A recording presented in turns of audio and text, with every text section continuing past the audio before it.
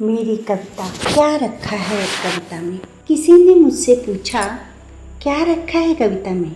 मैंने कहा कविता में मेरी आत्मा है, मेरा प्राण है, मेरे भीतर का वह संसार है जो दिखाई नहीं देता पर सांस लेता है। सब कुछ तो इसी में बसता है।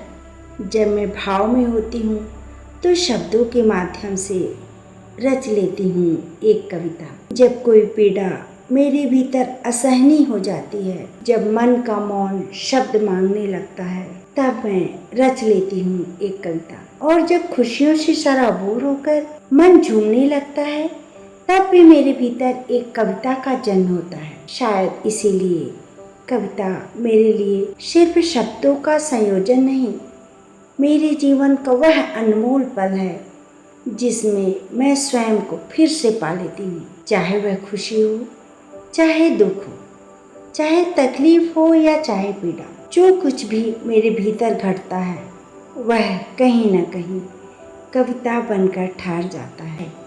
यही तो मेरा अपना है जिसमें मैं सब कुछ कह देती हूँ, बिना किसी भय के, बिना किसी संकोच के, बिना किसी अपेक्षा के, अपने मन का हर अनकहा सत्य। और कविता भी मेरी बातों को कितनी शालीनता से सुनती है।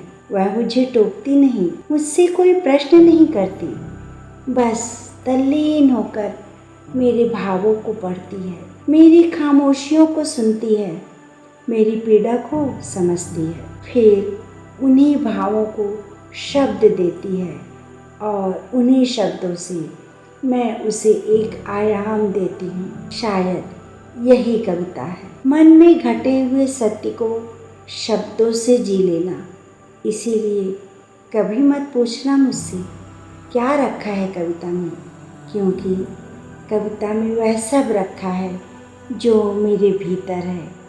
मेरी खुशी, मेरा दुख, मेरी पीड़ा, मेरी संवेदना, मेरी खामोशी, मेरे स्वप्न और मेरा अपना अस्तित्व।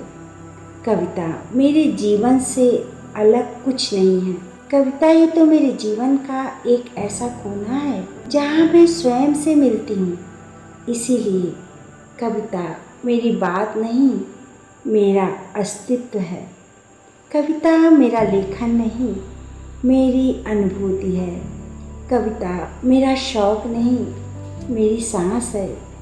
इसलिए कभी मत पूछना क्या रखा है कविता में, क्योंकि कविता में मैं हूँ, मेरी आत्मा है, मेरा प्राण है और मेरा सब कुछ है। सब कुछ, हाँ सब कुछ है कविता में।